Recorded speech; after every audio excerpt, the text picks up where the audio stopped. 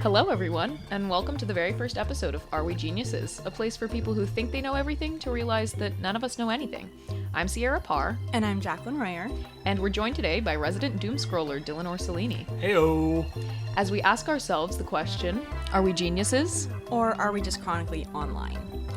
I, for one, know I spend way too much time on the internet to the point where I find it constantly creeping into my real-life interactions.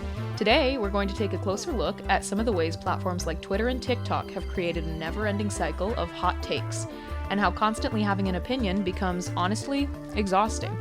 But first, let us attempt to make some sense of our favorite chronically online takes we've encountered on the internet. All right, so everybody that's here is going to have a few minutes to just talk about their chronically online take. And as someone who is less frequently on the internet than you two, I'm going to define for myself and for our gentle listeners at home what chronically online means. So it describes those who spend so much time online, it skews their sense of reality and hinders their ability to effectively communicate about topics like politics or social justice because they lack real-world experience. So, Sierra, what is your current favorite chronically online take? All right, so some of you may know Japanese-American indie pop singer Mitski. She has some hits Heard like, of her, yeah. like Nobody, you know, the one Nobody. Guys, copyright, hold on. She basically went on Twitter to ask her followers, hey, I've noticed you guys are all recording almost my entire sets, and I look out when I'm performing and I see a sea of phones, and I would really just appreciate it if you could take that time to be in the moment with me so that we can make some art together, you know? Mm-hmm. And her fans basically came back at her, just like saying, how dare you ask this of us? Some of us can't really remember things, so that's why we record, or we're recording them for our sick grandmothers at home. All those sick grandmas that just want to see Mitski. Yeah. What I found is it's a phenomenon where her songs have gotten really popular on TikTok in the past couple years. And so I would say that her fan base has skewed younger by a lot just recently. Mm-hmm. And those were the type of fans that were interacting with this post to the point where they were basically saying, like, sorry, Mitski, some of us are neurodivergent minors. And Mitski deleted the tweet. And as someone who went to a Mitski concert, I saw a lot of phones. Oh, yeah, there were so many. I think most of them were in the front rows, too, which I always felt bad about because I was like, especially after that whole controversy happened, that it was still going on to such a degree. Yeah, and I feel like that is very chronically online of people to just assume that it is like their God-given right to take everything that happens to them in real life and use it as fodder for social media, or just like their brains are so addled by the way that they interact on these apps that they can't even recognize that real life experiences are something different. All right, Dylan, give us yours. All right. Growing out of trends. Well, so for me, I've perused many a corner of the internet, and one of my favorite haunts, as it were, is Tumblr, just because the stuff you find on there is so batshit. It's great. I will never leave the app just because it keeps Tumblr. being funny as fuck. We're all Tumblr kids here. Yeah. It's a shitty app. It's a very bad app but filled with very it. nonsense people, but that's kind of why I like it.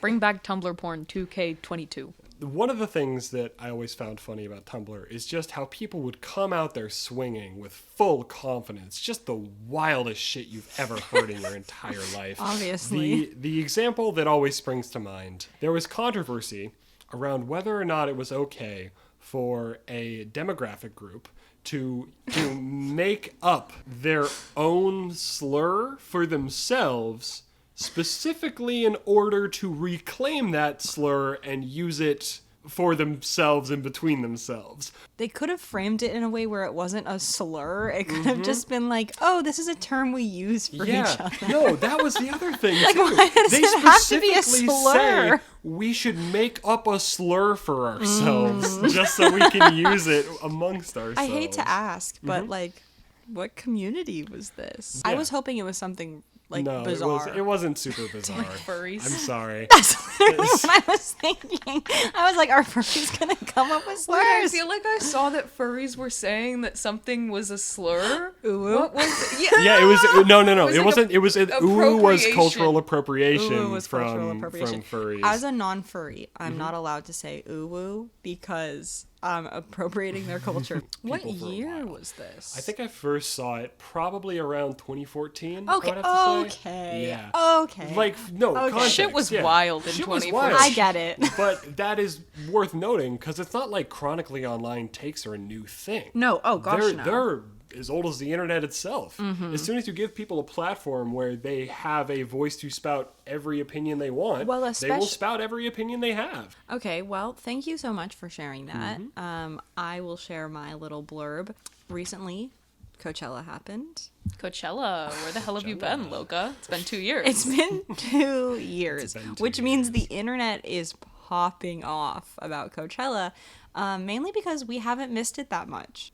Everybody's seen the takes that are like, oh, Coachella's like promoting consumeristic ideologies and like, oh, it's all about image and it's not actually about the art anymore.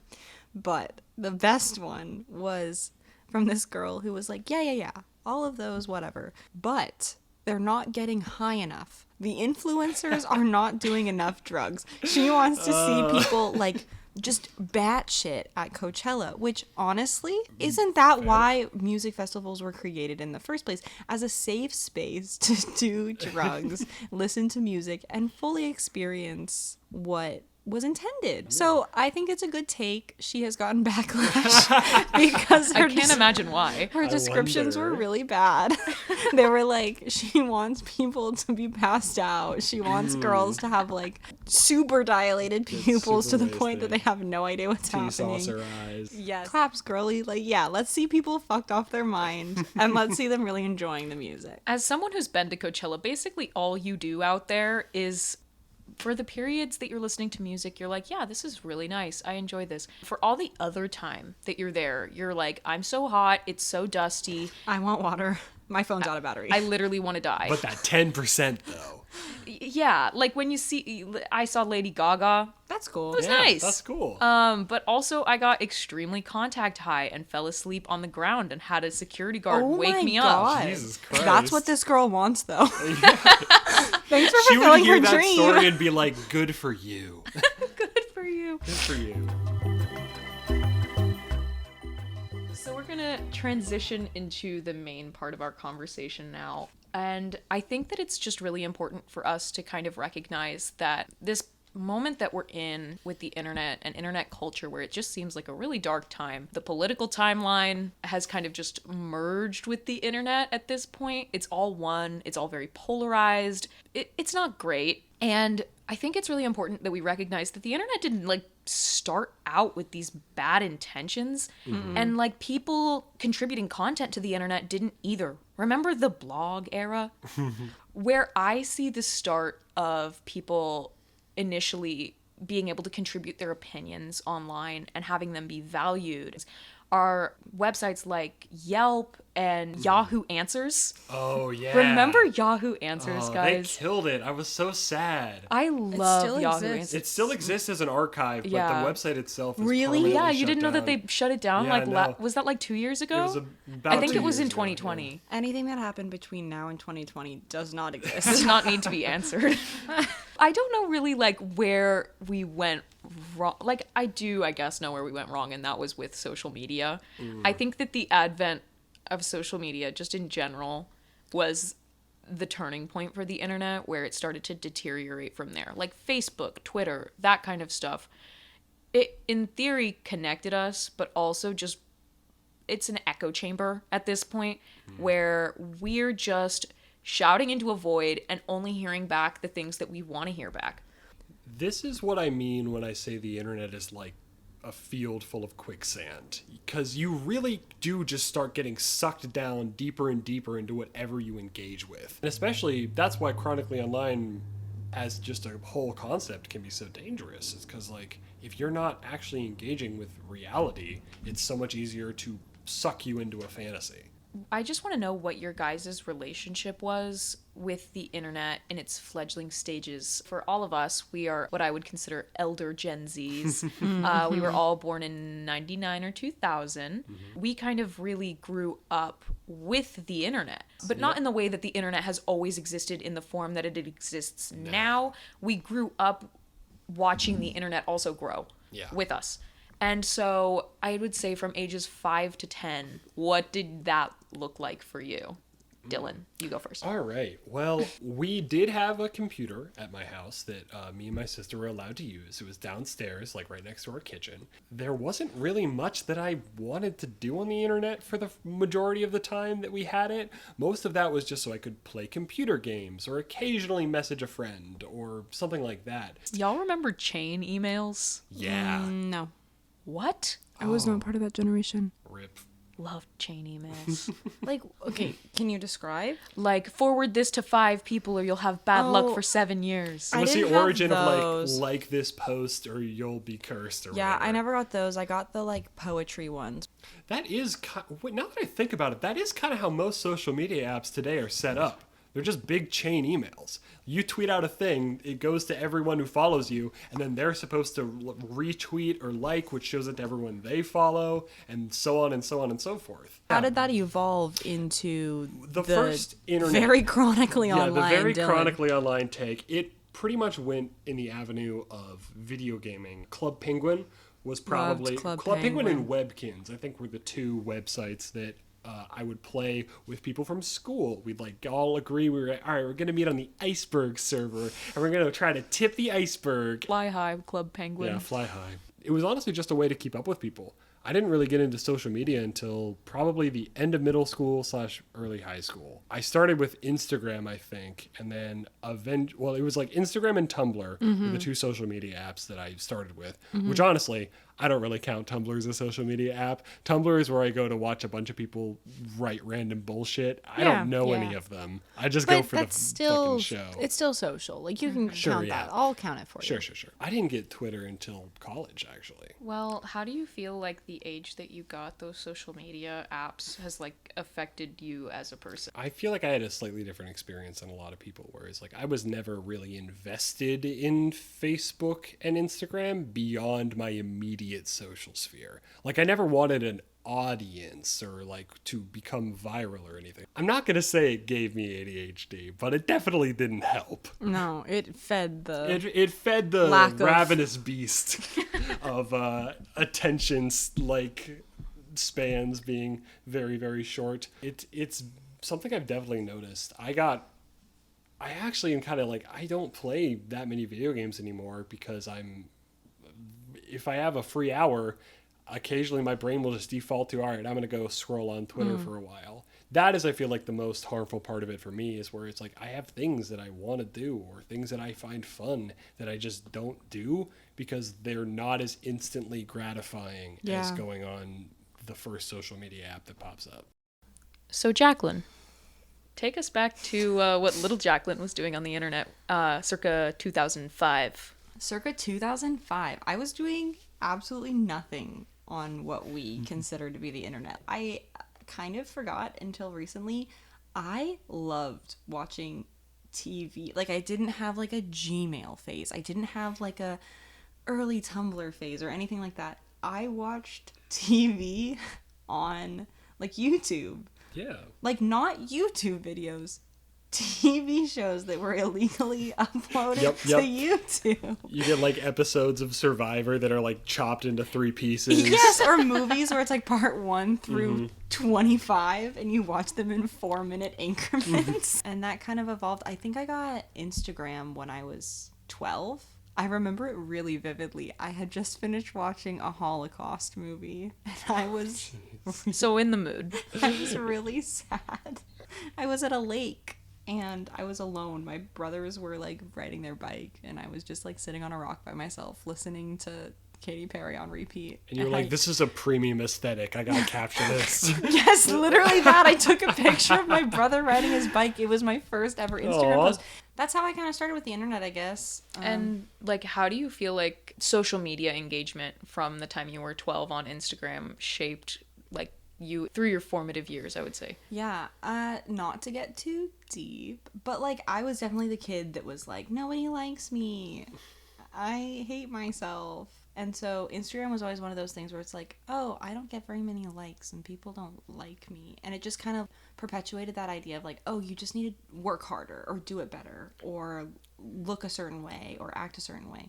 And that like kind of reached a head, I would say, my sophomore year of college.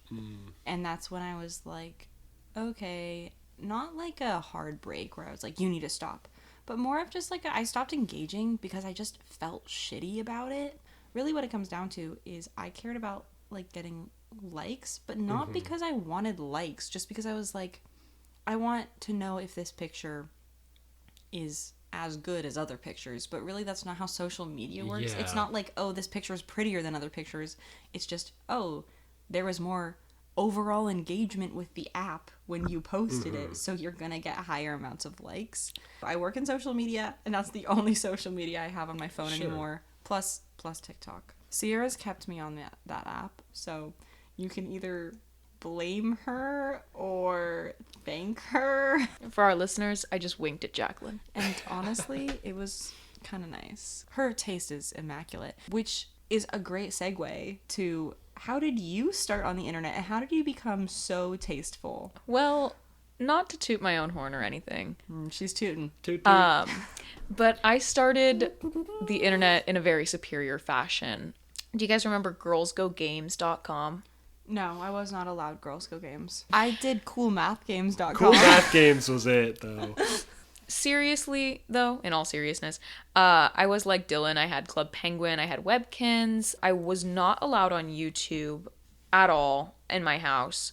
So it was kind of like a secret thing for me to go on YouTube at my friend's house. Yeah. And we would watch things like Sexy Back, Justin Timberlake. Oh, I got in so much trouble for that one. Or like the Annoying Orange videos. Oh God, I my hate god, those. I thought I had repressed those, and there they are. Sorry, I brought him. What about Sorry, I Charlie? brought You his brought name him into this. back. So I was into the internet in that kind of way, and then it kind of just all devolved, not to get too personal, like Jacqueline said, when my parents got divorced, they didn't really care too much what I was doing after that, and I got my first iPod when I was like 10. The touch one? Yeah, the iPod Touch. With my first iPod, I think I really just played games on it. And then when I was 12, right when Instagram became like the thing, Yeah, girly. I got Instagram. I was an it girl on Instagram. I was doing photo shoots in my friend's backyard and putting my pictures in black and white. Sepia tone? She was artsy.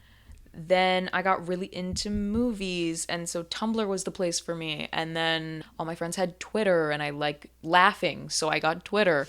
My younger siblings both introduced me to TikTok, and I really refused for a while to get it just because I thought like there was such a stigma around it when it first came out. And then honestly, I caved just because they kept showing me super funny things. And from there, I have seen my attention span go down quite a bit. And the way that I feel like social media has shaped me is I've always been a very judgmental person. I'll blame my father for that. Thanks, Dad, if you're listening. I think that social media gave me a socially acceptable way to be judgmental, because people are offering these things up on a platter for you to like judge or them, dislike. From social media, it kind of just leached its way into my real life interactions with people, where I find myself having these opinions on people or things when I really am extremely uninformed. And that's kind of the hot takes also, where someone will be like, oh, guess what? I got Little Caesars for dinner. And I'll be like, actually, I freaking hate Little Caesars. How Shut the dare fuck up. I you? love Little Caesars. I actually do like Little Caesars. It's just pretty good. for this podcast. Okay. But Sorry, Little Caesars, you can't sponsor us anymore. Sierra hates you.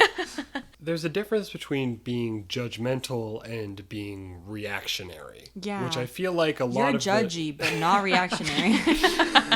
Yeah. I feel like that's where a lot of the takes on the internet come from. It's an application of ethics without context. our generation thinks that it's like the unhappiest we've ever, like anyone has ever been, right? Like I feel like that's and that we have it worse than any generation before us, right? We're just more vocal. We're just more vocal. We have more access to things that are going on around the world that 30, 40 years ago would not have been things that we were seeing. We wouldn't be seeing TikToks of soldiers in the Ukraine. No, and you would see it on TV, but it would be a few weeks later. It would be censored so that it was appropriate for younger audiences. It wasn't just this direct, hey, I'm live streaming from Ukraine right now. It's gotten to be too much, and I hope that we are going to see some sort of reaction to it in the opposite way, where people start to withdraw, or that we find new ways to be social with people online. I think we already are. I agree. I think it's going that direction, and Not very fast. Not very fast. And like, I'm an optimist, but even I can agree that it's like maybe not as fast as we should be going that way. I think everybody in this room has expressed that they feel disconnected from social media that they used to feel more connected with.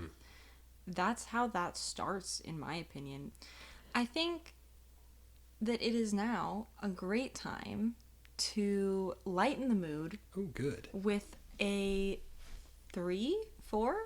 Who How knows? many minutes? A 3-minute segment that we like to call Dylan's Corner, where we hand the mic over to our good friend Dylan Orsolini here, and he gets to just tell us about something that interests him. And we have a timer set I have for a timer. for 3 minutes. Yes. And Dylan gets to rant for 3 minutes, and when that timer goes off, he gets to stop. We don't get to react until the 3 minutes are over. And then we get to go at it. And we don't really know what he's going to say. He's I have kind of no a clue. wild card. I don't really know what I'm going to say, so we'll see how this goes. Hopefully this alarm sound is not triggering to anyone. It is an Apple alarm sound. It's reflection. Be warned. It's reflection, so if your morning alarm clock is reflection, it's coming. All right, Dylan, are you ready? Yep, Are you set? I am set. Let's Okay, go. go. All right, so I mentioned earlier in the podcast about my personal experience with ADHD and my attention span getting shorter and shorter. We talked a little bit about that with you, Sierra, and I think one of the things that I've been really, really trying to do, especially in the last year, because I was in a pretty bad place in terms of constantly being on my phone, constantly feeding into, like you said, resident doom scroller. I was just going deeper and deeper into the rabbit holes, and the last year I have basically made it my mission to figure out how to get out of that, how to increase my attention span, how to be able to be more deliberate with the things I'm doing, the things I'm saying, the things I'm thinking. And part of that, I've found a couple different strategies, and well, these might not work for everyone. They have worked for me. I think the primary one is that I've had to get out of a mindset of results and into a mindset of processes, where I feel like with the internet, most of the apps we're on are all about instant results. YouTube pulls up a feed of 5 different videos you think you'll like, and you can click on them immediately and get to that. Twitter, the tweets are just right there. You read them, they're fast, they're very short, etc., etc. This is pretty much true for most social media apps, and I think the thing that has gotten me out of that mindset is just doing things deliberately, concisely, or not concisely, in a way that actually makes me enjoy what I'm doing rather than what I'm getting. Where I think one of the things I'm very grateful to Sierra for is that she got me back into reading actual physical books. And it's one of those things where I hadn't really been reading in college. The last book that I had read was like in high school or something. But the process of reading, the process of experiencing a story, that is a separate thing. That is something that I feel like a lot of people don't really get to experience as much anymore because it's simply not convenient. It's not fast. It's not easy. It's just something you have to do. And the fun thing about doing deliberate processes is as you do one, it gets easier to do the other. I've also been working a lot on cooking, and one of the things that is kind of like a meditation place for me is baking, specifically with bread, because that requires patience. If you do things or put yourself in an environment that actually makes you more able to do things slowly, methodically, take your time with it, don't give yourself a rapid succession of events, it becomes a lot easier to slow your mind down, to put the brakes on it, and to just cruise through it. I think that's one of the reasons why I enjoy walks so much. It's one of the reasons why I enjoy listening to entire albums at a time rather than just shuffling my music, which I do all the time anyway. But if you can learn to teach yourself to fall in love with the process of doing something, the process of attaining results, you'll find that you'll enjoy the results a lot more. And that's my couple minutes. You have 8 seconds. Oh shit! Fuck. Oh no! 4, We didn't 3, plan 2, for it to 1. happen this way, This folks. is not what we fine. thought was All going right. to happen. Okay, sorry everyone. And now Jacqueline and I react to what we just heard. I'm going to turn off Dylan's mic. I'm totally Yeah, I mean, I do feel like I need a cleanse. I need to take a step back. And it's really hard sometimes when I get off of an 8-hour shift at Starbucks to come home and to do something that nourishes the soul. And instead, I want to sit on the couch for an hour straight and just scroll through TikTok because it turns my brain off. Maybe makes me laugh a few times. I just get to like sit there. When a lot of times I feel like that time would even be better served taking a nap. Yeah, close Yeah. your eyes. Literally turn the brain off. I think that there is this capacity to be alone without thinking too much. What Dylan was describing are meditative acts. What you were doing was meditating. I think that a lot of those activities are really good because you're still doing something, but you're giving your mind a little break. Especially, I work at Starbucks with Sierra. This is the saddest thing for us. We are constantly, This is your albatross. literally, day in and day out, just like stressed because people are upset or we didn't do something right. And sometimes it's not even that like I need to sit down. Sometimes I just need calm.